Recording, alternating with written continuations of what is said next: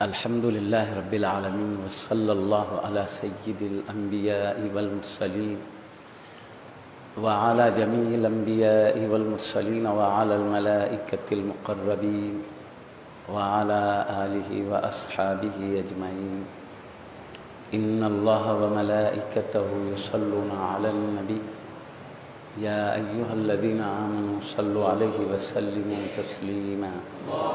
اللهم صل وسلم وبارك على حبيبك سيدنا محمد وعلى آله وأصحابه أجمعين. حضرت تقدس مآب صدر محفل عوض بن احمد بحیال صاحب قبلہ، صدر مدینہ مسجد و صدر مجلس اہل سنت و جماعت محبوب نگر دامت برکاتہم العالیہ، و آفتاب خطابت تقدس مآب حضرت علامہ حافظ محمد حنیف صاحب قبلہ، کامل جامع نظامیہ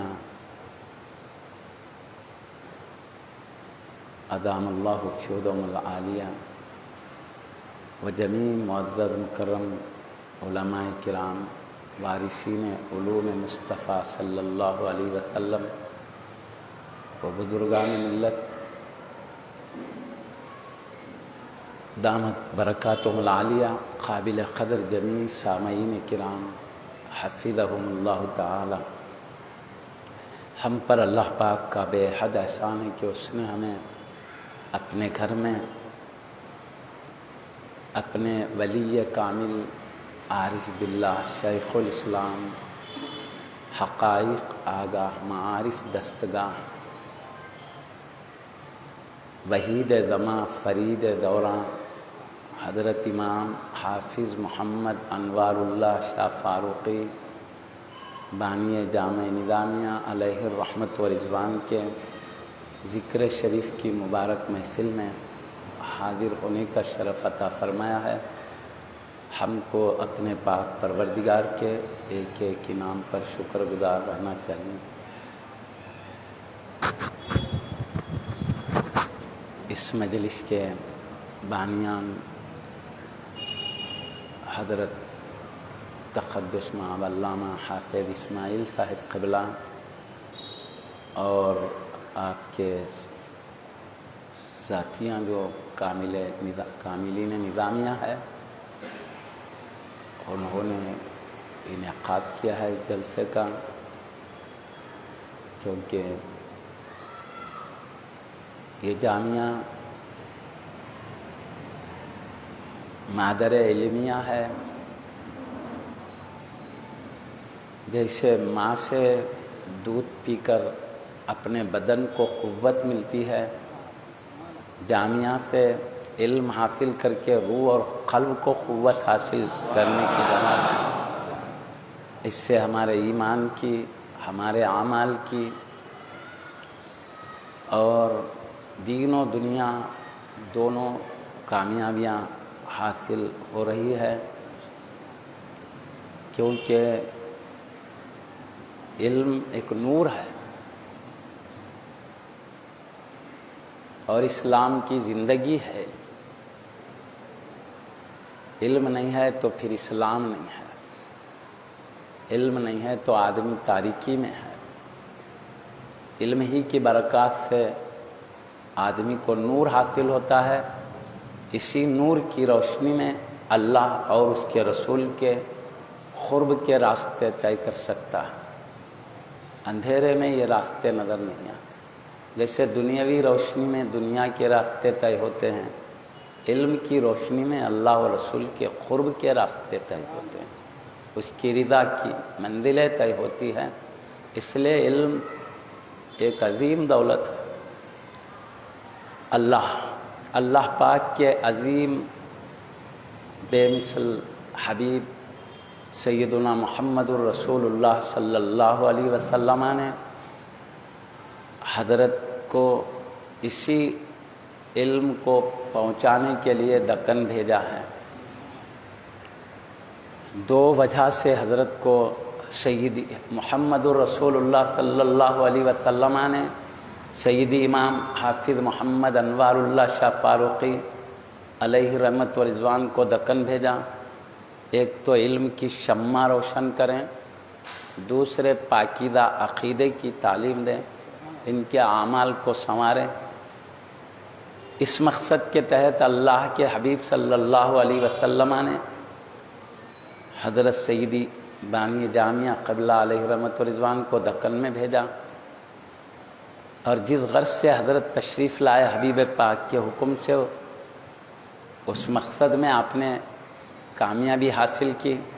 الحمدللہ حیدرآباد دکن سے آپ نے پاکیزہ علم کو چمکایا، تو آج پورے ہندوستان سے لے کر ساری دنیا تک اس علم کی روشنیاں چمک رہی ہیں، اور آپ نے پاکیزہ عقیدے کی نورانی تعلیمات دیے تو پورا علاقہ ہدایت کے انوار سے چمک رہا ہے۔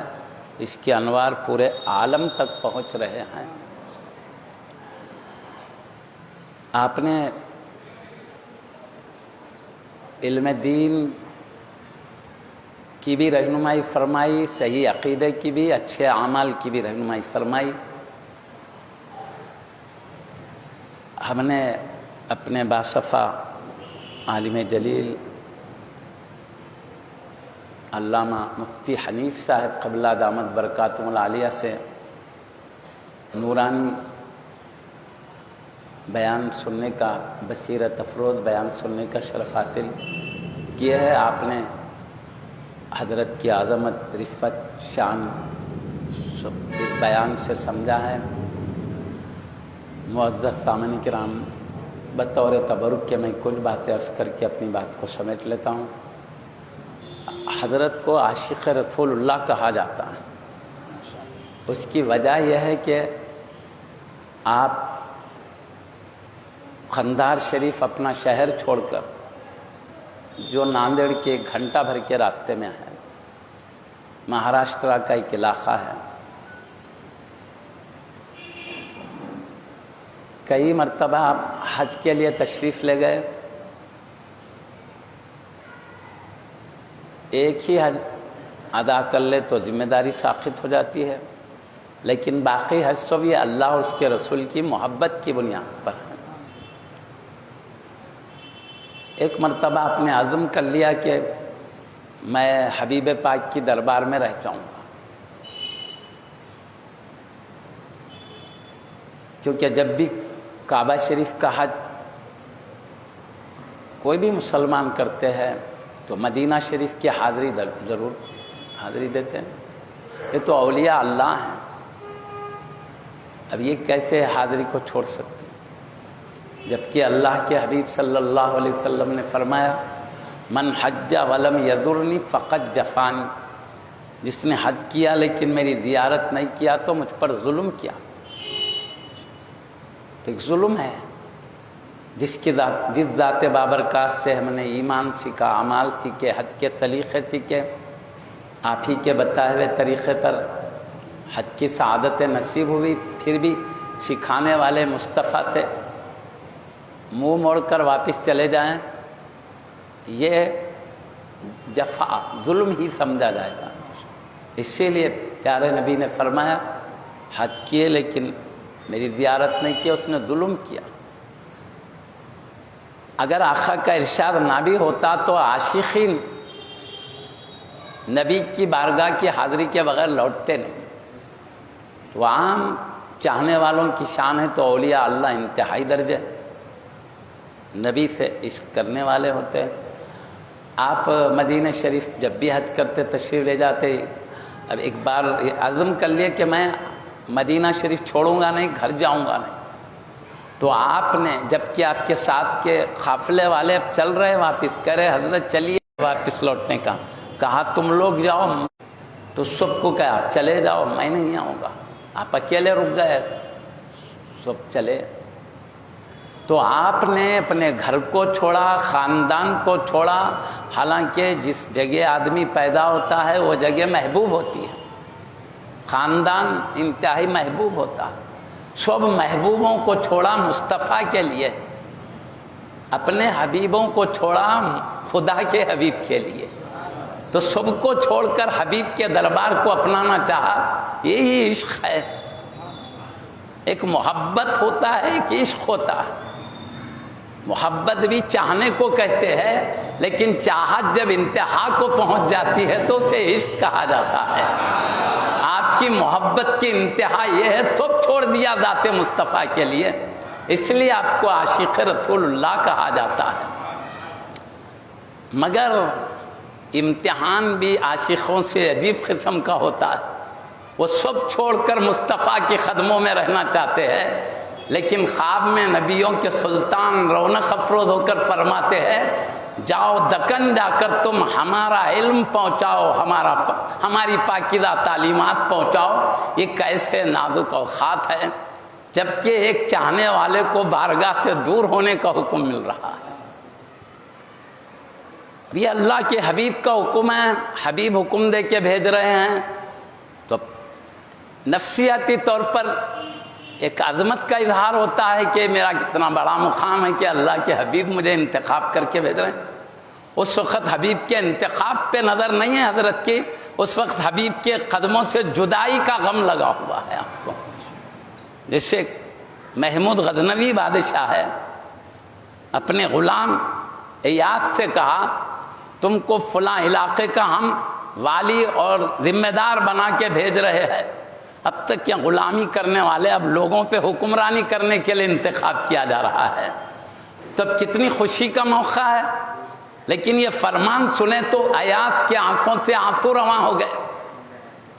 ادھر کے ساتھیاں کہہ رہے ہیں تم کتنے خوش نصیب ہے، بادشاہ نے تم کو وقت کا حاکم بنایا ہے، پورے علاقے پر تمہاری حکمرانی ہوگی، تمہاری سیادت و قیادت ہوگی۔ اللہ بادشاہ نے تم کو یہ مقام دیا ہے اور تم دیکھے تو رو رہے ہو۔ تو کہا تمہیں کیا معلوم، ان کی نظر سیادت و حکمرانی پہ نہیں ہے، ان کی نظر بادشاہ سے جدائی کے اوپر پڑی ہے۔ کہا وہ حاکم بنا کے بھیج رہے ہیں لیکن اپنی بارگاہ سے جدا کر دے رہے ہیں۔ تو ایک بادشاہ کو چاہنے والے ایاس کا یہ عالم ہے، تو مصطفیٰ کو چاہنے والے امام انوار اللہ شاہ قبلہ کا کیا عالم ہے۔ وہ رو رہے ہیں، آنسو بہ رہے ہیں، اپنے پیر و مرشد سے انتہائی غمزدہ انداز سے عرض کیا، یا سیدی میں چاہتا ہوں کہ میری زندگی قدموں میں گزر جائے، لیکن آقا کا حکم ہے کہ نہیں، دکن جا کر میرا فیضان جاری کرو۔ یا سیدی مجھے یہ حکم ہے جبکہ میرا جذبہ یہ ہے۔ تو آپ کے پیر و مرشد نے تسلی دیتے ہوئے فرمایا، حضرت سیدی شیخ الاسلام عارف باللہ رضی اللہ تعالیٰ عنہ سے جو اللہ کا حکم ہے وہ بجا لائی ہے، کیونکہ آپ حبیب کی زمین سے جدا ہو رہے ہو، حبیب سے جدا نہیں ہو رہے ہو، تم جہاں ہے مصطفیٰ تمہارے ساتھ۔ بشارت سنا، پیر و مرشد نے بشارت سنایا تو حضرت سیدی بانی جامعہ قبلہ یہاں تشریف لائے۔ اب میں اکثر یہاں پر ایک نقطہ بتاتا ہوں آپ کو، نقطہ باریک بات کو نقطہ کہتے ہیں بھائی۔ نقطہ یہ ہے، کس نے انتخاب کیا سیدی حضور بانی جامعہ قبلہ کو؟ اللہ کے حبیب نے انتخاب کیا ہے، اور اللہ کے حبیب کا انتخاب رب کی مرضی کے خلاف نہیں ہوتا۔ اللہ کی مرضی جس میں ہے، مصطفیٰ کی مرضی بھی اسی میں ہوا کرتی ہے۔ مصطفیٰ کی مرضی کے ساتھ رب کی مرضی ہے، رب کی مرضی کے ساتھ مصطفیٰ کی مرضی ہے، دو ایک دوسرے سے جدا نہیں ہوتے۔ مصطفیٰ راضی ہیں، اللہ ناراض ہے، نہیں ہو سکتا۔ اور مصطفیٰ انہی سے راضی ہوتے ہیں جن سے رب راضی ہے۔ تو یہ صرف مصطفیٰ کا اشارہ نہیں ہے، مصطفیٰ کی رضا نہیں ہے، بلکہ آپ کے دکن آنے میں رب کی رضا بھی شامل ہو چکی ہے، کیونکہ مصطفیٰ رب کی مرضی کے خلاف نہیں اشارہ کرتا۔ اللہ اور رسول دونوں کی مرضی سے دکن تشریف لائے حضرت ولی کامل شیخ الاسلام عارف باللہ حافظ امام محمد انوار اللہ شاہ فاروقی علیہ رحمت و رضوان نے اللہ اور رسول دونوں کے رضا سے آئے ہیں. میں نے بتایا مطلب کس لیے انتخاب ہوا؟ سچا دین پہنچانے کا، سچا علم پہنچانے کا. تو اس سے معلوم ہوا سیدی امام انوار اللہ شاہ قبلہ کا جو علم ہے سچا علم ہے، اور آپ کو پاکیزہ عقیدہ پہنچانے کے لیے انتخاب کیا گیا. معلوم ہوا آپ کا عقیدہ پاکیزہ اور سچا ہے. آپ خود صحیح نہیں ہوتے، غلط ہوتے، آپ کا علم یا عقیدہ غلط ہوتا تو غلط عقیدے غلط علم والوں کو اللہ کے نبی علم اور عقیدہ پہنچانے کے لیے نہیں بھیجتے. مصطفیٰ غلط علم غلط عقیدے کو میٹنے آئے ہیں، پھیلانے نہیں تشریف لائے ہیں. تو پیارے نبی کا انتخاب بتا رہا ہے آپ کا علم سچا ہے، آپ کا عقیدہ سچا ہے. تو جب حبیب نے انتخاب فرمایا ہے تو اب ہمیں اطمینان ہونا چاہیے 100% کہ حضرت جو علم فرما رہے ہیں مصطفیٰ کی رضا والا علم ہے، حضرت جو عقیدہ پہنچا رہے ہیں مصطفیٰ کی رضا والا عقیدہ ہے جس میں اللہ کی رضا شامل ہے. جب اتنا یقین ہے تو پھر دیکھیں کہ حضرت نے کیا علم ہم کو پہنچایا ہے، کیا عقیدہ پہنچایا ہے، کیا عمل پہنچایا ہے. جو حضرت نے پہنچایا اللہ رسول کی مرضی کے موافق ہے. ادھر ادھر سے میری مراد یہ نہیں ہے کہ اولیاء کی کتابیں بزرگوں کی کتابیں مت دیکھیں. میری ادھر ادھر سے مراد اولیاء کی کتابوں کے مخالف جو کتابیں ہیں، سیدی بانی جامعہ قبلہ کی مخالف جو کتابیں، ادھر ادھر سے میری وہ مراد ہے. میری یہ مراد نہیں ہے کہ حضرت کے ہم مزاج بزرگوں کی کتابیں نہ دیکھیں. ارے اور پختگی آتی ہے، یہ ولی بھی وہی کہہ رہے ہیں، وہ ولی بھی یہی کہہ رہے ہیں، یہ ولی بھی وہی کہہ رہے ہیں، محدثین کا پڑھو وہ بھی وہی کہہ رہے ہیں، مفسرین کا پڑھو وہ بھی یہی کہہ رہے ہیں، اور فقہا کا پڑھو وہ بھی یہی کہہ رہے ہیں، اولیاء کا پڑھو وہ بھی یہی کہہ رہے ہیں، اغواث اقطاب سب یہی کہہ رہے ہیں. اور بھی یقین میں مزید اضافہ ہوتا رہے گا، کثرت سے بزرگوں کے پڑھنے سے اور قوت میں اضافہ ہوگی. تو میں ادھر ادھر مت دیکھنے بات پہ نظر رکھیے، ایسے عقیدے پہ نظر رکھیے، میری مراد یہ ہے. تو معزز سامعین کرام، ہمارے لیے حبیب نے انتخاب کر کے بھیجا، ہم کتنے سعادت مند ہیں. اور حبیب انتخاب کر کے بھیج رہے ہیں، اور حبیب کے پاکیزہ علوم کو، پاکیزہ عقیدے کو، پاکیزہ اعمال کو ہم تک پہنچا رہے ہیں، اور ہم اس سے روگردانی کر رہے ہیں. یعنی مطلب ہم بات ماننے تیار نہیں، ہم پڑھنے تیار نہیں، عمل کرنے تیار نہیں. ارے ہمارے لیے مصطفیٰ نے، میں سارے دکن کے رہنے والے کلمہ پڑھنے والوں سے کہہ رہا ہوں کہ جب حبیب نے بھیجا ہے تو حبیب کے بھیجے ہوئے پاکیزہ ولی کے فیضان سے کیوں محروم ہوتے ہو؟ جب کبھی شبہ ہو کیوں حبیب کے بھیجے ہوئے بزرگ کی کتابیں کیوں نہیں پڑھ لیتے ہو؟ آپ سے فیض یافتہ مقربین اولیاء کرام کی باتوں پر عمل کیوں نہیں کرتے ہو؟ چاہے وہ بانی جامعہ سے بلا واسطہ فیضان پائے ہو یا بال واسطہ فیضان پائے ہو، بانی جامعہ قبلہ کے فیض پانے والوں سے، ان کے پانے والوں سے تو جب نسبت لگی ہوئی ہے انہی کا فیضان ہے، چاہے ڈائریکٹ پاؤ یا واسطے سے پاؤ، وہی بانی جامعہ کا ہی فیضان ہوگا. تو ایسی ہستیوں کی باتیں کیوں چھوڑتے ہو جو حبیب پاک کے بھیجے ہوئے کا پیغام ہے؟ کیوں ادھر رخ نہیں کرتے لوگ؟ جو چاہے کتابیں پڑھ کر مختلف راستوں پر کیوں چل رہے ہیں؟ میرا یہ معرفہ ہے. آپ کو حبیب پاک نے دکن میں بھیجا نا جی، دکن میں حضرت کو بھیجا. دکن سے فیضان غیر دکن پورے ہندوستان میں پہنچ رہا ہے، بیرون دنیا میں پہنچ رہا ہے، ہر ایک فیض اٹھا رہے ہیں. اور دکن والے دوسری کتابیں پڑھ کر اللہ کے حبیب کے بھیجے ہوئے پاکیزہ ہستی کے پاکیزہ تعلیم کے خلاف چل رہے ہیں؟ بس سوچنے کی بات ہے۔ چلو بھائی آپ کے پاس دلائل واضح ہیں، یہ بات حق ہے اس لیے کہ پیارے نبی نے اس خواب میں اشارہ کر کے بھیجا ہے، اور یہ بات پکی ہے حبیب خود جو گمراہ ہیں ان کو ہدایت کے لیے نہیں بھیجتے، جو خود ہدایت پہ انہیں ہدایت کے لیے بھیجتے ہیں۔ یہ بات پکی ہے تو پھر ہم سب کے لیے دکن والوں کو چاہیے، بیرون دکن والے فائدہ اٹھا رہے ہیں پورے ہندوستان باہر دنیا تک، اور یہاں رہ کر حبیب نے جہاں بھیجا ہے ان کی کتابیں چھوڑ کر اور کتابیں کیوں پڑھ رہے ہیں؟ اور سے مراد مخالف کتابیں، پھر دوبارہ نہیں بولوں گا، بہن دھوکہ کھائیں گا۔ ایک ولی کی کتاب، ہر ولی کی وہی بات رہتی ہے، ولیوں میں تضاد نہیں ہے، تصادم نہیں ہے، ہر ولی ایک ہی بات رکھتے ہیں۔ ان پاکیزہ تعلیمات کے خلاف وہ غیر کتابیں کیوں دیکھ رہا ہوں؟ میں رہنمائی کے طور پر عرض کر رہا ہوں، اللہ کے حبیب کے بھیجے ہوئے پاکیزہ ہستی کتاب پڑھیں، اور اس کے بعد دیکھیں ہر ولی کی وہی بات نظر آئے گی، پکی بات ہے۔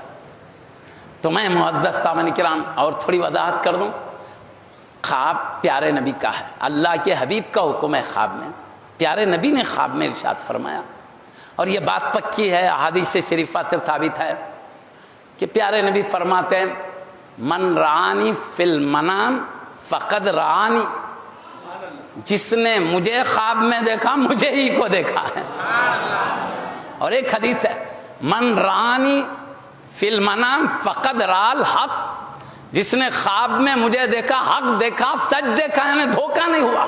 کیوں؟ وجہ بھی آقا بتاتے ہیں فَإِنَّ الشَّيْطَانَ لَا يَتَمَثَّلُ بِي، اس لیے کہ شیطان میری مثال نہیں بن سکتا، دھوکہ نہیں دے سکتا کہ میں محمد الرسول اللہ ہوں۔ جب پیارے نبی کہیں محمد الرسول اللہ ہوں میں، تو محمد الرسول اللہ صلی اللہ علیہ وسلم ہی ہوتے ہیں، کیونکہ حبیب نے فرمایا شیطان میرا نام لے کے دھوکہ نہیں دے سکتا، دوسرے نام لے کے دھوکہ دے سکتا ہے۔ خواب میں کوئی بھی کسی ولی کا نام لے کے دھوکہ دے سکتا ہے، کچھ بھی نام لے کے دھو سکتا ہے، مگر پیارے مصطفیٰ کا نام لے کے دھوکہ نہیں دے۔ خواب میں کوئی بڑے بزرگ آئے، وہ بول رہے ہیں ایسا کرو ایسا کرو، اگر شریعت کے خلاف ہے تو نہیں چلنا، ہو سکتا ہے شیطان بزرگ کا نام لے کے دھوکہ دیا ہوگا۔ وہاں پر رکھنا پڑتا ہے کہ شریعت کے موافق ہے، نہیں موافق ہے تو بات سچی ہے، غیر موافق ہے تو پھر بچنا ہے وہاں پر۔ حبیب پاک فرماتے ہیں جب میں خواب میں ہیرو ہوا کرتا ہوں تو یہاں پر اطمینان ہے، حبیب پاک صلی اللہ علیہ وسلم ہی ہوتے ہیں، تو جب حبیب ہی ہے کوئی شک کی بات نہیں ہے۔ تو حبیب خواب میں اشارہ کر کے بھیجے، ہمارے لیے رہنما بنا کے بھیجے ہے نا بھائی، اللہ نے حبیب کو رہنما بنایا، حبیب کی پیارے نبی کی بات کو ٹھکرا دینا اللہ کی بات کو ٹھکرا دینا ہے، حبیب کے بھیجے ہوئے ولی کی بات کو ٹھکرا دینا رسول کی بات کو ٹھکرا دینا ہے۔ اللہ نے مصطفیٰ کا انتخاب کیا پوری کائنات کے لیے، اور مصطفیٰ نے اپنے وارث و جانشین کا انتخاب کیا ہمارے لیے، تو ہم ان کی قدر نہیں کریں تو مطلب حبیب پاک کا کوئی لحاظ نہیں ہم کو۔ اس لیے ہم کہتے ہیں سیدی حضور بانی جامعہ قبلہ کی کتابیں موجود ہے، ان سے فیض پانے والے بالواسطہ حضرات تو موجود نہیں، بلا واسطہ حضرات تو موجود نہیں، ڈائریکٹ فیض پانے والے، ان فیض پانے والوں سے فیض پانے والوں کا سلسلہ چل رہا ہے انشاءاللہ۔ لاکھوں علماء کرام جامعہ سے فیض پائے، سیدی حضور بانی جامعہ کے انوار سے اپنے قلوب کو منور کیا، صرف ہندوستان ہی کے کناروں پر نہیں، ہندوستان کے باہر پوری دنیا میں پھیل کر لاکھوں کی تعداد میں علماء کرام رہنمائی فرما رہے ہیں، اور اپنے اپنے مقامات پر ان بزرگوں کا فیضان جاری ہے، انشاءاللہ تعالی قیامت تک جاری رہے گا انشاءاللہ تعالی، قیامت تک، کیونکہ حبیب کے اشارے پہ قائم ہونے والا ہے۔ اس لیے لیکن ہمارا درس یہی ہے کہ حبیب کے بھیجے ہوئے ہیں، آپ کی بات کا اکرام کرنا، اپنے نبی کا اکرام کرنا ہے، اور حضرت حبیب نے جب انتخاب کر ہی دیا ہے تو آپ سیدھے سادے فرما دیتے یہ حق ہے، تو آپ کا فرمانا خود حق ہونے کے لیے کافی ہو جاتا، کافی ہو جاتا، لیکن آپ نے وہاں پر دلائل بھی عطا فرمایا ہے، دلائل کے ساتھ بھی دیا ہے، ورنہ کیونکہ حبیب کے بھیجے ہوئے پیاری ہستی یہ کہہ دیتے ہیں یہ عقیدہ حق ہے تو نبی کے بھیجے ہوئے حق ہی ہوتا، لیکن ساتھ میں دلیل بھی دے کر اطمینان بھی عطا کیا ہے، تو اس کے لیے حضرت کی کتابیں پڑھیں، اطمینان حاصل کیا۔ اور حضرت کا معاملہ چونکہ صرف پیارے نبی نے فرمایا اہل سنت و جماعت ہی حق پر ہوں گے، پیارے نبی نے فرمایا، اس لیے جتنے بزرگوں کو انتخاب کیا ہے حبیب پاک نے یا غوث اعظم دستگیر رضی اللہ عنہ نے، ایسوں کا انتخاب کیا جو عقیدہ اہل سنت پر قائم ہے اور جنہوں نے عقیدہ اہل سنت کی رہنمائی کی ہے، ہر ایک کا انتخاب ایسے ہی ہوا ہے۔ کوئی بھی منتخب حضرات اہل سنت سے ہٹ کے کوئی عقیدے والے گزرے ہی نہیں۔ آپ چیک کر لو حبیب نے کس کو بھیجا، ان کا عقیدہ کیا تھا، ان کا علم کیا، ان کا علم بھی سچا، ان کا عقیدہ بھی سچا، ان کا عمل بھی سچا۔ تو میں آپ سے عرض کر رہا ہوں کیونکہ اہل سنت کے علاوہ کئی جماعتیں ہیں، ہماری عادت جماعتوں کے خلاف بولنا نہیں ہے بلکہ یہ بتانا ہے کہ دیکھو پیارے نبی نے اہل سنت کو حق کہا، اس کے علاوہ غلط کہا۔ جب تم نبی کو اپنا رسول مان رہے ہو، رہنما مان رہے ہو، تو پھر پیارے نبی کی بات پر عمل کرو۔ یہ ہم معروضہ کر رہے ہیں، نصیحت ہے بھائی، قولوا قولا سدیدا یصلح لکم اعمالکم، اللہ کا حکم ہے درست بات کہو، اللہ تمہارے اعمال کی اصلاح کرے گا۔ تو یہ اولیاء اللہ کو درست بات پہنچانے کے لیے انتخاب کیا گیا۔ ہم تو ان اولیاء کرام کی پہنچائی ہوئی باتیں پہنچا رہے ہیں، انہوں نے اصل ہم کو سمجھایا، ان ہستیوں نے اولیاء اللہ نے، وہی اصل ہے۔ ہم پہ انگلی اٹھاؤ، دراصل اولیاء اللہ پہ انگلی اٹھے گی، اور اولیاء اللہ کا انتخاب مصطفیٰ کا ہے۔ ان پہ انگلی اٹھاؤ، مصطفیٰ پہ انگلی اٹھے گی، اور مصطفیٰ رب کی رضا کے بغیر نہیں کرتے، انگلی اللہ کی جلال والی ذات تک پہنچے گی، تو پھر اس انگلی کا کیا عالم ہوگا۔ اپنے آپ کی حفاظت کرنے کی ضرورت ہے۔ میں پیارے نبی کی حدیث سنا دیتا ہوں، حضرت نے جو رہنمائی کی ہے بتاتا ہوں۔ ہر اعتبار سے اہل سنت کی کسی ایک کی بات نہیں، حضرت نے جو بھی اہل سنت کے خلاف جن جماعتوں نے بھی کہا ان کے غلط ہونے کو دلائل سے ثابت کیا ہے، اور اہل سنت کے حق ہونے کو ثابت کیا۔ آپ نے وہی کیا، ہر ولی نے وہی کیا، ہر قطب غوث نے، محدثین نے، مفسرین نے، فقہا سب نے یہی کیا ہے۔ تو ہمارے علم کو بچانے کے لیے کہ ہم وہ علم نہ رکھیں، قرآن حدیث تو رکھیں، جو چاہے مفہوم نہ لے، بلکہ وہ مفہوم لے جو اللہ رسول کی مراد ہے، وہ مراد پر جو چل رہے ہیں ان کا انتخاب نبی کر کے بتا رہے ہیں، یہ علم ہے۔ اب میں آپ کے سامنے حضرت نے دلائل دیے ہیں، ایک نہیں، ہر جو بھی اہل سنت کے خلاف بولے ان کا جواب دیا ہے حضرت نے۔ تو ایسا نہ بھائی انہی کا جواب دیا، ان کو چھوڑا، ہر ایک کا۔ اب میں آپ کو نمونے کے طور پر عرض کرتا ہوں چند مثالیں۔ میلاد النبی صلی اللہ علیہ وسلم جس شان سے اہل سنت کا طریقہ اس پر شبہ ہوتا ہے، تو حضرت نے پہلے حصے میں میلاد شریف کا ذکر اور جس شان سے اہل سنت علماء کے بتائے ہوئے طریقے پر عمل کرتے ہیں اس کے حق ہونے کو ثابت کیا، اور دوم حصے میں حضرت اور دیگر مضمون بھی ہے، ایک ایک بات کرتے چلو میں، اس کے ساتھ اور بھی ہے، پورا ایک ہی مضمون نہیں، مختلف ہے۔ دوم حصے میں دیکھیے آپ نے دوزخ کی ہولناکیوں کا ذکر کیا ہے، جنت کا ذکر، ان کے درجات کا ذکر کیا ہے۔ اس کی وجہ کیا ہے؟ یہاں اعمال کی حفاظت مقصود ہے۔ حضرت عقیدے کی بھی حفاظت کیے ہیں، اعمال کی بھی حفاظت کا انتظام کیا۔ مطلب انسان کئی قسم کے ہوتے ہیں، بعض یہ ہے میرا رب کہہ رہا ہے بس عمل کرنا ہے، جنت ملو نہیں ملو اپنی جگہ ہے، دوزخ اپنی جگہ ہے، لیکن میرا رب حکم دے رہا ہے بس۔ انتہا درجے اللہ کی محبت والے لوگ ہیں، میرے رسول حکم دے رہے ہیں بس مجھے غلامی کرنا ہے۔ ایک وہ ہے رب کا حکم ہے، اللہ کا حکم ہے، کرنا ہے، ایسے مزاج کی پاکیزہ ہستیاں ہیں۔ اور بعض لوگ کسی شوق میں عمل کرنے کا مزاج رکھتے ہیں۔ میں طالب علم کی مثال دیتا ہوں، ایک طالب علم ہے، علم پڑھنے کے لیے کہو شوق سے چلے جاتا ہے، علم سے محبت ہے چلے جا رہا ہے، نہیں جانا چاہتا تو ابا امی خاندان والے کیا کرتے ہیں، بیٹا تو آج مدرسے کو جا چاکلیٹ دیں گے، چاکلیٹ دے کے بھی جاتے، کل جائیں گا کل ایک چاکلیٹ، شوق دلاتے ہیں. جب علم سے رغبت ہو جائے وہ چاکلیٹ چھوڑ کر ادھر ہی ہو جاتا ہے بچہ. مگر ابتدا میں تو کرنا پڑتا، اور بعد وہ چاکلیٹوں سے نہیں سنتے تو پتلی چھڑی لے کے ڈرانا پڑتا. ہمارے استاد محترم حضرت سیدی عمدۃ المحدثین سیدی خواجہ شریف صاحب قبلہ علیہ رحمت اتنے نرم دل نرم مزاج تھے، مدرسے میں کسی استاد کو ہاتھ میں چھڑی لگتے تو غضبناک ہو جاتے تھے. بچے کو مارنا غلط ہے چھڑی سے. اور چھڑی کا مطلب میں یہ بتانا چاہ رہا ہوں، صرف ڈرانے کے لیے رکھنا، مارنے کے لیے نہیں، یہ بولنا. تو یہ چھڑی جو ہے ڈرانے کے لیے، دیکھ نہیں سنا آج نہیں جائیں گا مدرسے کو، دیکھ رہا چھڑی، خالی اتنا بولنا، ڈر کے چلے جاتا. بچہ چھوٹا ہے لیکن مارنا شروع کرے دھڑا دھڑ نہیں، ایسا نہیں.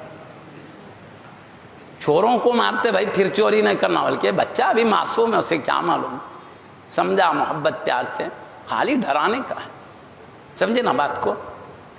میرے استاد محترم کی بات سنتا ہوں تو میرا دل دہل جاتا ہے. واقعی کیا چاہت ہے، شفقت طلباء کی بہت. بہرحال یہی انداز ہے، ڈرانا پڑتا ہے. تو اللہ نے بھی کیا کیا، بعض لوگ شوق سے آگے بڑھتے تو ان کو جنت کی بہاریں بتا دیا. دیکھو تمہارے لیے انعام ہے، کم سے کم انعامات کو دیکھ کر تو رب کی اطاعت کی طرف آگے بڑھے. جب اطاعت کا مزہ لگ جائے گا تو وہ چھوڑ دیں گے، صرف محبت الہی میں کرتے رہیں گے.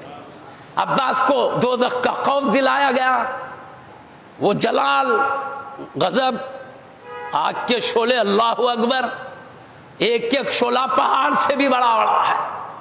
اس کی گرمی کی شدت ہے کہ ایک شعلہ دوسرے شعلے کو کھا رہا ہے. وہ تمام ہولنا کی حضرت سیدی بانی جامعہ قبلہ علیہ رحمت رضوان نے دوسرے حصے میں لکھا ہے. مطلب امت کو اعمال صالحہ کی طرف لانا ہے. قرآن اور حدیث میں جس مقصد سے دوزخ و جنت کا ذکر کیا گیا، اسی مقصد سے ولیوں نے وہی کیا ہے. لیکن میں بعض حضرات سے کہوں گا، وہ ڈٹائی سے کہتے ہیں دوزخ سے مت ڈراؤ، جنت کا ہم کو نہ دوزخ کا خوف ہے نہ جنت کا چور. ایسی باتیں نہیں کرنا. ارے بھائی تیرے کو نہیں ہے، جس کو ہے اس کو تو ہونے دینا، جس کو ضرورت ہے. ایسا کر کے کیا کریں، نہیں ڈرانے کو روک دیں گے نا. پھر اللہ کیوں ڈرایا، حکمت کیا تھی سوچو. رسول نے کیوں ڈرایا، وہ غلط تھے تم صحیح ہو. اپنا تقوی بتاتے ہیں ہمیں، دوزخ نہیں جنت نہیں، اللہ کے لیے. اس طرح علماء کو روکنے کی کوشش کرتے ہیں، دراصل امت پر ظلم کر رہے ہیں.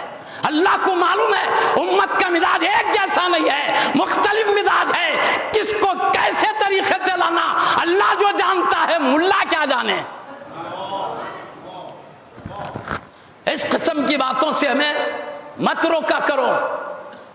اولیاء کی چپی نے ڈرایا ہے، بلکہ پیارے نبی تو فرماتے ہیں دوزخ سے اللہ کی پناہ مانگو، اور جنت بھی مانگو تو جنت الفردوس مانگا کرو. ارے ہم عبادت جنت کے لیے مت کرو، دوزخ کے لیے مت کرو، لیکن اللہ سے نعمت مانگنے سے کون سی چیز مانے ہو رہی، اللہ سے غضب سے بچنے میں کون سی چیز مانے ہے. تھوڑی مصیبت آئے تو پریشان ہو جاتے ہیں اور دوزخ برداشت کرنے تیار ہے، یہ کہاں کی بات ہے. تھوڑی دنیا لٹ جائے تو تڑپ جاتے ہیں، پوری دنیا ایک کر دیتے ہیں، حرام حلال کی تمیز نہیں اور جنت کی کوئی پرواہ نہیں.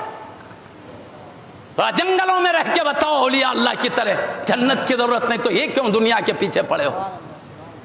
دوزخ کا خوف نہیں ہے، بیماریاں ہیں، خاموش رہو. ڈاکٹر کے پاس ادھر ادھر کیوں جاتے ہو، اتنا ہی جذبہ ہے تو دوزخ سے نہیں ڈرنے والے تھوڑی بیماری سے کیوں ڈر رہے ہو. بڑے بڑے بات کر کے اسلام سے لوگوں کو روکنا، پاکیزہ قانون پر چلنے سے روکنا. ارے ڈرایا جاتا ہے رب کے قریب کرنے کے لیے، تم قریب ہونے نہیں دینا چاہتے. تم ہوں گے بڑے متقی پرہیزگار قطب و ابدال، ہر شخص نہیں ہوتا ہے. سمجھے بات کو.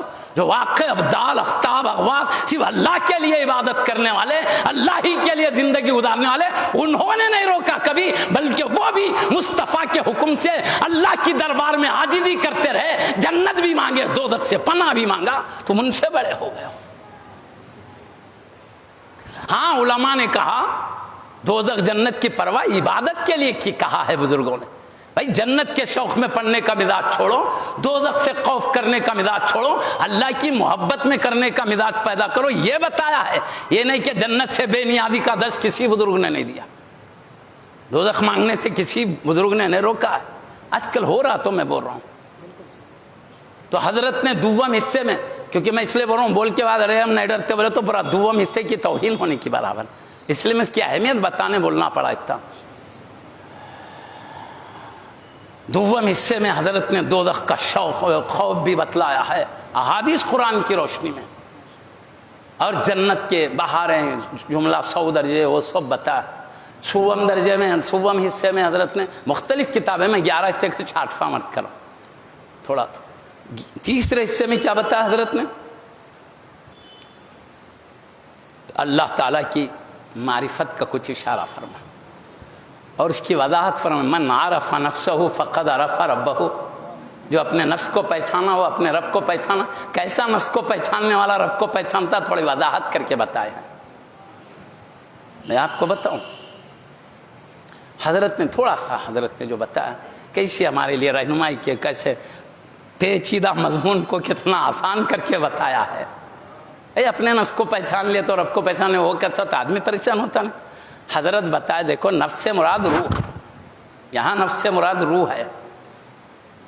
جو اپنے روح کو سمجھ لیا رب کو سمجھ لیا وہ کیسا؟ حضرت نے سمجھا سو میں.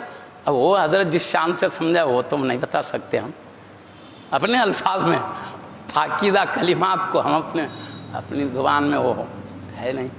میرا الفاظ کو برداشت کر لیے.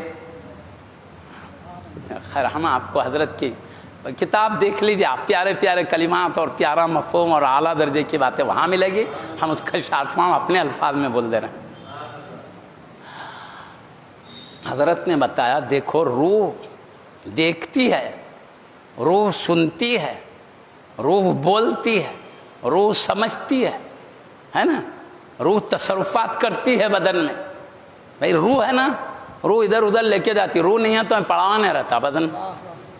روح ہے ادھر لے کے جا رہے ہیں، ادھر جا رہے ہیں، ادھر کبھی سائیکل موٹروں پہ، کبھی کاروں میں، کبھی جہازوں میں، کہاں کہاں نظر آ رہے ہیں. روح ہے لے کے گھوم رہی ہے ادھر سے ادھر، تصرف کر رہی کس پہ؟ بدن میں. تو اب حضرت فرماتے ہیں دیکھو روح دیکھتی ہے. اب روح کے دیکھنے کو سمجھ لو تو دیکھنا کیا ہے، اللہ کا کیا دیکھنا کیا ہے وہ سمجھ میں آ جائے گا.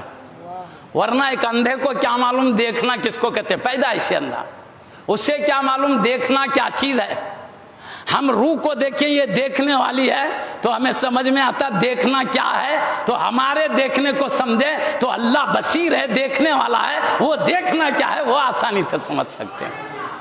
اپنے سننے کو سمجھو، سننا کیا ہے؟ آوازیں، اچھی آواز بری آواز، یہ سننا کیا ہے. ہمارے سننے کو سمجھ لو، ہماری روح سننے والی ہے، اس روح کے سننے کو سمجھ لو. سننا کیا ہے تو پھر اللہ کا سننا کیا ہے وہ سمجھ میں آ جائے گا. ہماری روح کلام کرتی ہے، اس کے کلام کو سن لو،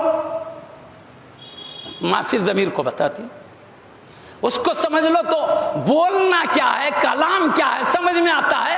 جب اپنا کلام سمجھ گئے اللہ کا کلام کیا مطلب وہ سمجھ میں آ جائے گا.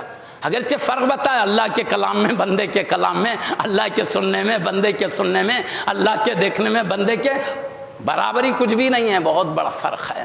لیکن اتنا تو سمجھ میں آ گیا دیکھنا کیا ہے اللہ کا، سننا کیا ہے اللہ کا. اسی طرح اپنے روح کے پورے اوصاف سمجھ لو، اللہ کے اوصاف سمجھ میں آئیں گے. اب پھر روح بدن میں تصرف کرتی ہے تو روح کا جو بدن میں تصرف سمجھ لو تو اللہ تعالیٰ پورے عالم میں کیسا تصرف کرتا ہے وہ سمجھ میں آ جائے گا. عالم میں اللہ کا تصرف پورے کائنات میں ایسے ہی ہے جیسے روح کا تصور آدمی کے بدن میں ہوا کرتا ہے. حضرت نے اس طرح فرمایا کہ دیکھ لو پیارے نبی نے کیا فرمایا، جس نے اپنی روح کو سمجھا اس نے اللہ کو سمجھ لیا. اتنے پیارے انداز میں اس پیچیدہ مفہوم کو حضرت نے بتایا اور اندر لے جا کر بہت گہرائی میں بات کیا. بعض لوگ تو کہتے ہیں اللہ ہے ہی نہیں، یہ پیدا کرنے والا وہ سب کیونکہ بندہ جانتا ہے کہ کوئی چیز خود بخود نہیں ہوتی تو اس سے اللہ کو جان لے گا، ہم خود بخود نہیں، اللہ کی عطا کر تو اللہ کے پیدا کرنے کو جانیں گے، وہ جانیے۔ بلکہ آگے حضرت وہ بعض راہ سے ہٹے ہوئے کی ذکر کریں، وہ بتائے کہ بھائی یہ لوگ سمجھتے ہیں کہ یہ عالم کو اللہ بنانے والا نہیں، اللہ کوئی بھی چیز نہیں، عالم خود بخود بن گئی۔ وہ کہتے ہیں دیمیخرات، یہ ایک اجزاء ہیں، دیمیخراتی اجزاء، وہ ایسے اجزاء ہیں کہ وہ قدیم ہیں۔ قدیم بولے تو جیسے اللہ کو ہم قدیم بولتے نہیں، اس کی کوئی ابتدا نہیں، اس کو مان رہے لوگ، کچھ ذرات ہے، وہی عالم کے موجود ہے، عالم کے پیدا کرنے والے یہی ذرات کو مان رہے لوگ۔ تو حضرت نے مضبوط دلائل کے ذریعے سمجھایا کہ پورا کائنات حادث ہے، کچھ بھی نہیں تھا، صرف اللہ کی ذات ہی تھی، اللہ نے پوری کائنات کو پیدا کیا۔ اور پھر اس کا جواب بھی دیا، جب کچھ ہے ہی نہیں، کچھ ہے ہی نہیں، ہے ہی نہیں تو اللہ نے حکم کس کو دیا ہو جا؟ بلکہ قرآن میں کہتا ہے جب ہم کسی چیز کو پیدا کرنا چاہتے ہیں بس اس کو کہتے ہیں کن، خالی کن، تو وہ چیز فیکون، تو ہو جاتی ہے۔ اللہ کے لیے کوئی لمبا کام کرنا نہیں پڑتا، بس ارادہ الہی ہوا، ہو جا، وہ چیز ہو گئی۔ تو اب سوال یہ، کن کہا کس سے اللہ نے جب کوئی چیز ہے ہی نہیں؟ ایک وقت تھا اللہ ہی تھا، کچھ نہ تھا۔ پھر خطاب کس سے کہا اللہ نے؟ تو حضرت نے وہ باریک بحث بھی اس میں لائی ہے، اس کو کہا دیکھو اللہ کوئی چیز نہیں اللہ کے سوا، لیکن میں شارفام انداز میں بول کے چوتھے حصے کی طرف چلتا ہوں، جلدی ختم کر دیں گے بات کو میں، کیونکہ اہم بات حضرت نے فرمائی اور باریک بات کو حضرت نے اتنا آسان کر کے بتا دیا، تھوڑا میں آپ کو بتا دیتا ہوں۔ اب جو کوئی چیز اللہ ہی تھا نا بھائی سب مانتے ہیں، ایک وقت تھا اللہ تھا، کچھ نہ تھا، وہ ازلی ذات ہوئے، کچھ نہ تھا۔ پھر اللہ ہو جا کس کو بولا؟ کچھ ہے نہیں تو ہو جا بولنے، کوئی سامنے ہونا نا، مخاطب ہونا نا خطاب کے لیے۔ مخاطب کون؟ کس سے اللہ نے خطاب کیا؟ تو اس کو سمجھایا حضرت نے۔ کیا سمجھایا میں بتاؤں؟ اللہ تعالیٰ کا علم ازلی ہے، ازلی بولے تو جب سے ذات ہے، اس کے صفات بھی جب سے ہی ہے نا، ازلی بولے تو اس کی اللہ کی ابتدا نہیں تو اس کے صفات کی بھی ابتدا نہیں، تو اللہ کا علم بھی ازلی ہے، ازلی ہے، ازلی ہے، اس کی کوئی ابتدا نہیں۔ اور اللہ ازل سے ہی جانتا ہے کہ کب کس ٹائم پر کس کو پیدا کرنا ہے۔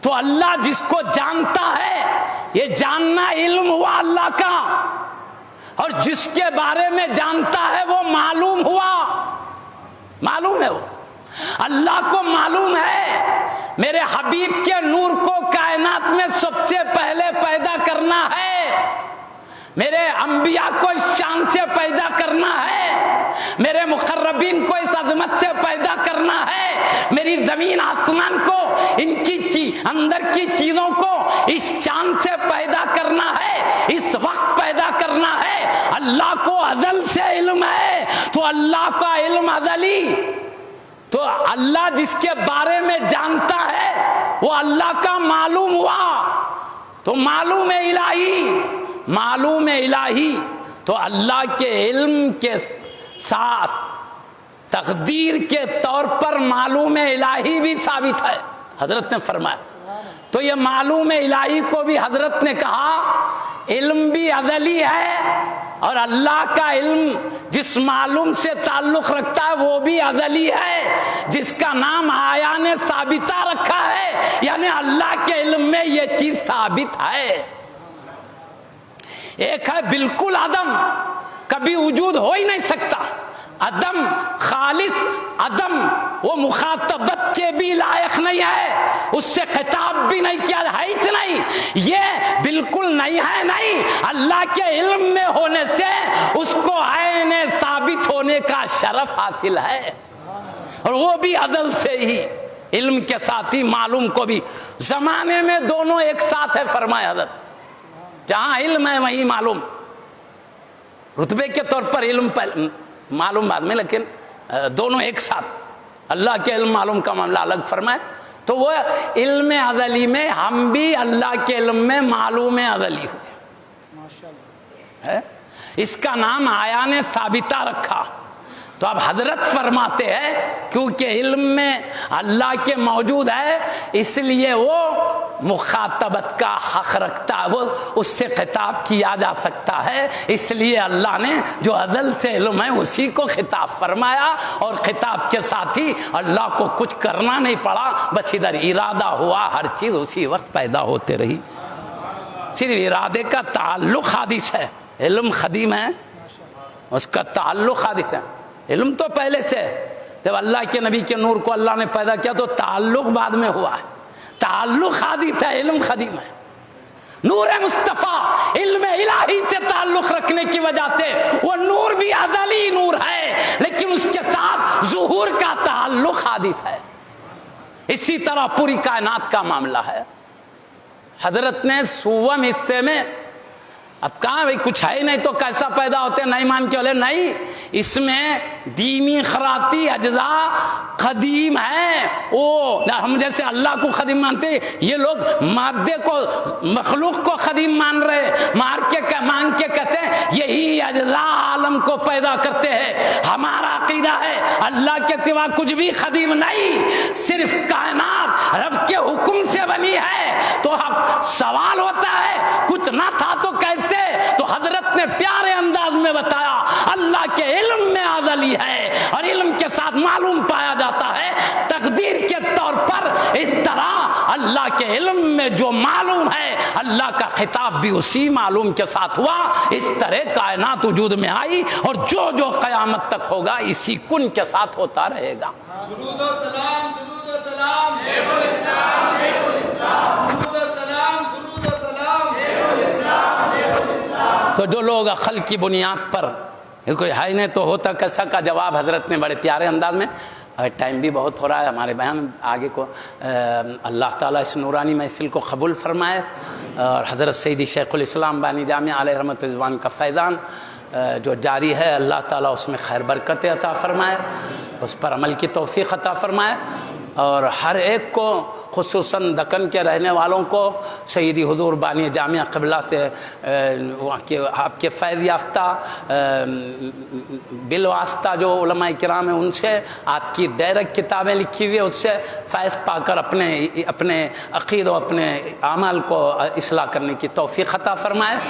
اللہ تعالی ہماری نورانی محفل کو اپنی بارگاہ میں قبول فرما کر ہمارے اٹھنے سے پہلے ہمارے گناہوں کی بخشش فرما، گناہوں کو نیکیوں سے بدل دے، ہمیشہ اطاعت گزار بندوں میں شامل فرما لے، ہر نقصان سے بچا لے جس میں تیرا غضب ہے، ہر خیر کی توفیق دے دے جس میں تیری رضا خوشنودی، وآخر دعوانا الحمدللہ رب العالمین۔